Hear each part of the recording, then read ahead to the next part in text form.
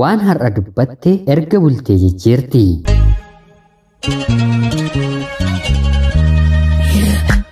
Ani maqaan kiyyaa Een jedhama. Kanan dhaladheetti guddadhe godina Arsii Lixaa aanaa Adabbaatti.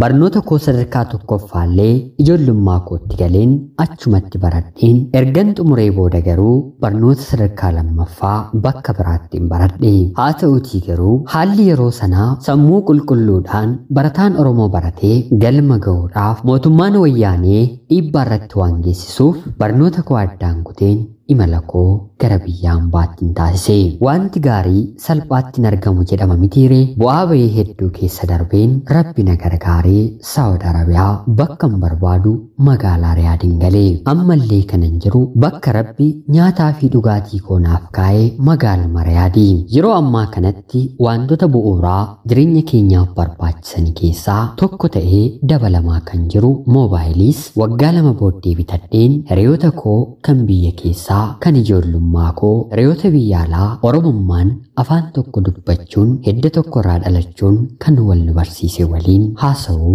waliin taphachuun ani galee. Turtii kana booda qilleensi baraa feesbuukiin mucayyoo bareedduu ilkaaniin kofaltu tokko maqaaf suuraan feesbuukii koo jala fide. Hiriyyummaa akkuma gaafadheen otoo isheen naan deebisiin haayi yaa bareedduu nagaan Rabbii bakka jirtutti siif haa ta'u jedheen gaafadheeni. Kanan jecha hamma kanaan nagaa gaafadhe isheen immoo qubee lamaan haayi jettee akka kooroo tokkoon naaf deebiste. Qoosaan jirre qooseen akka isheen na waliin haasoftu taasiseen qaamaan ishee beekuu baadhus maatii ishee garuu yommuun barnoota sadarkaa lammaffaa magaalaa Roobeettiin baradhu sirrittiin isaan hin beeka. Dhiigni ishee nama ani qaamaan beeku ta'uu isaaniitti baay'ee gammadeen maarree nutoo obbolaadhaa maarree nutoo nama biyya tokkooti warri keenyi laga tokko waraabbatanii bishaan wajjin dhuganii loon isaanii goodaa tokko kotti tikfataniiru wal dhimnaaree jedheen haasoo keenyatti fufne. Naannoo baatii 5 afaan qullaamaan erga taphannee booda anaaf kan abdii qabu kan fakkaatu jaalladheeraatii akkan jaalladhuun itti hime. Silaa dubarri abdii namaaf kennite malee yoo guddate guyya 2 yookiin 3 ol nama waliin hin taphattu. Ana waliin garuu baatii 5 taphattee gaaffii jaalalaa yeroon dhiyeessuu fi lakkii anoo hiriyaa qabaa jettee na diddi. Dursee jaalladhee booji'amuu koof yeroo gabaabaa keessatti akka miira booji'amuu tokko natti dhaga'amee ture. Haa ta'uutii garuu waan barbaadan harkatti galfachuuf qabsoon waan barbaachisuuf obseen baatii 2 eegeen ammallee si jaalladheen jiraa jaalala keerraa homtuu adda nan baasuu eeyyamamtuu naaf ta'ii jedheen gaafadheeni. Haa ta'uutii garuu ammas mucayyoon ani jaalladhe kuni lakkii ani jaalallee qabaa homaa haala kanaan nan barbaadiinii jettee naaf deebiste. Si'a kanallee baay'eetti qabameen baatii 7 waliin haasa'een akkam gaaffii jaalalaa koo na jalaa fudhachuutitti jedheen yeroof obsa dhabe.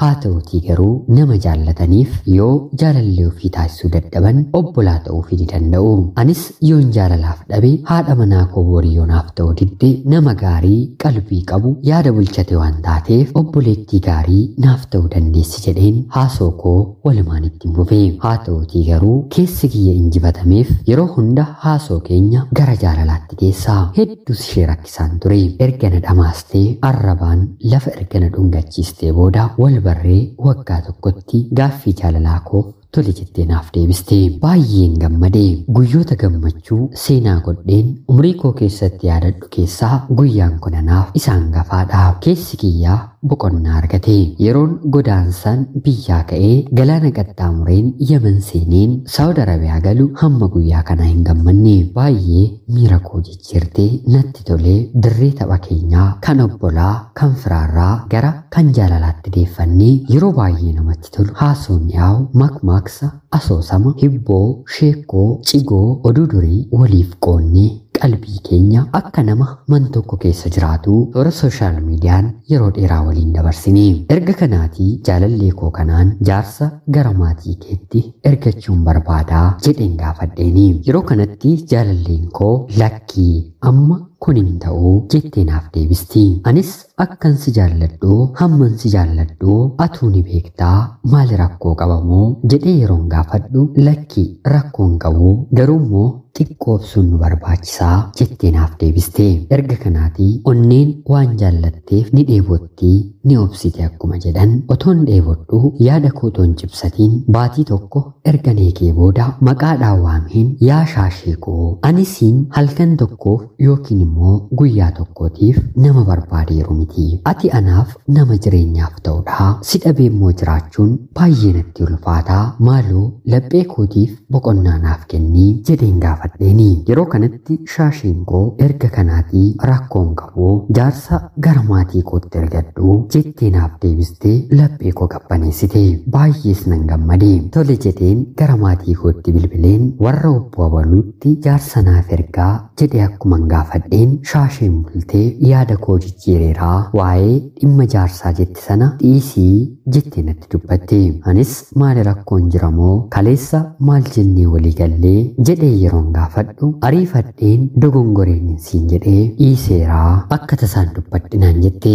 Gammachuun koo battaluma gaddatti jijjiiramee akka carraa bakka hojiin jiraatii hojjechuullee dadhabeen humna dhabeen gara manaatti galee mataas na bowwaafatee halkan hedduuf hirriban dhabee. Shaasheen garuu kuni si gahatoo naan hin jedhiin toora feesbuukii ishee irratti dargaggoo tokko suuraa isaa maxxanfatte. Anis otoon arguu akkan arginetti miira ishee jeequu koorra jedheen calli jedheen bira darbee duuba isheerras waa akka jiru nu badhe. Haa ta'utii garuu yeroo hundumaa miira kiyya waan jeequuf yaa shaashee koo ani otoo si jaalladheen jiru jaarsa gara maatii keetti ergachuuf qophii otoon xumuree jiru maaliif gochaa fokkotaa kana suuraa namaa piroofaayilii keerra kaawwattaa kaasii kuni bor maqaa koofis maqaa keefis gaariin ta'uu yoo jiraanne jireenyuma bareedaa jiraannaa bor ati kana gooteettaa ati kana na gooteettaa jechuu keenyarra qulqullummaan waliinaa imalluu jedheen suuta jedheen gaafadheeni. Yeroo kanatti isheenis gorsa kiyya dhaggeeffattee suuraa sanarraa kaastee kan mataa ishee kaawwatte. Erga kanaatii ammas yaa jaalallee koo waa'ee dhimma jaarsan siin jedhe sana ni dagattee mooyii anoo gammadee deebisee gaddee ammallee yaada kee eeggachaan jiraa jedhee yeroon gaafadhuuni amma ergadhuu rakkoon qabu naan jette.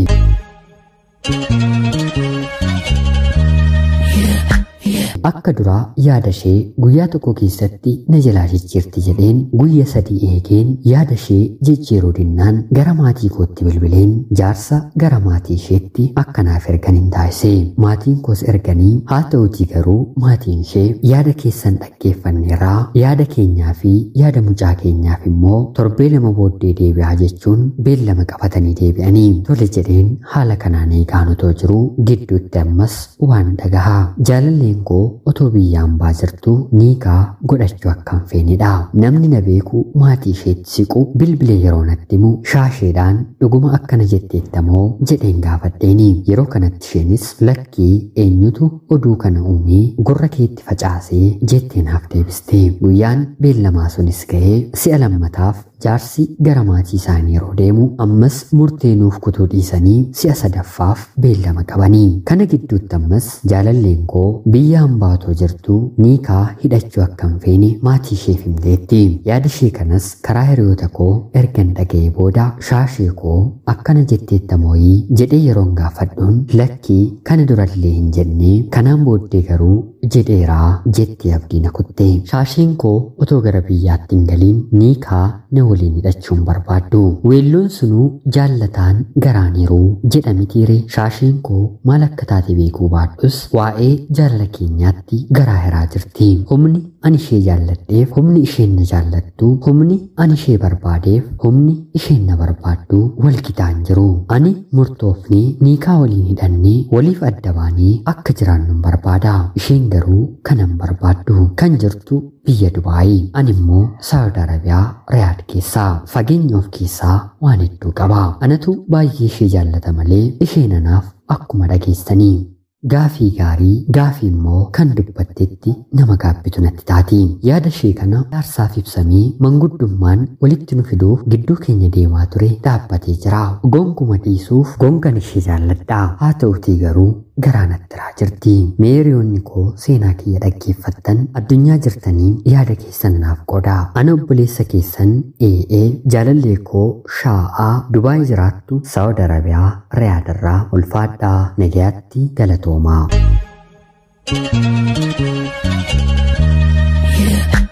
Yooyyaa ashamaa akkam jirtu kabajamtoota hordoftoota qophii Oromiyaa 24 nagaaf jaalalli tokkummaan bakka jirtan hundaatti hunda keessaniif haa ta'u jecha guyyaa har'aallee xalayaa obboleessi keenyi ee Saawud Arabiyaa Riyaadarraa nuuf ergeessiniif dubbiseen hin ka'a. Akkasin irraa barattanii hubannoo cimaatii tokko irraa argattan homaa shakkii tokko illee hin qabu. Obboleessa keenya seenaa kee kana nuuf qooduu keetiif guddaa galatoomsiin jecha kabajamtoota hordoftoonni qophii Oromiyaa 24 maal gochuu akka qabu gara kamitti akka galagalu obboleessa keenyaaf yaada keessan qoodaa jecha qophiin saatii kanaaf isiniif qabaddeen dhiyaadhe kanuma fakkaatti. Hanga yoonaatti na dhaggeeffachaa waan turtaniitiif illee guddaa galatoomaa jecha laayikii fi sheer gochuun illee sagantaa kanatti akka jajjabeessan kabajaan isiniin gaafadha. Akkanumallee namoonni chaanalii keenyaaf haaraa taatan anaa dhufu kun Oromiyaa 24 guyyaa guyyaatiin xalayaa jaalalaa fi seenaa jireenyaa nama barsiisuu bashannansiisuu danda'u isiniif qabattee waan dhiyaattuuf isinillee sabiskiraayib gochuun maatii keenya erga taatanii booda xalayaa jaalalaa yookiin seenaa jireenyaa nama barsiisuu bashannansiisuu danda'u qabaattan karaa telegiraamii karaa lakkoofsa bilbilaa kiyyaa duwwaa 937 38 65 64 naaf erguun irratti hirmaachuu dandeessu. Qopheessuuf qindeessuun si waliin kanan ture ani gammachiista shoomeedha. Qophii gara biraatiin hanga walitti deebinutti bakka jirtan maraan turtii gaarii isiniif nawwaa horaa bulaa.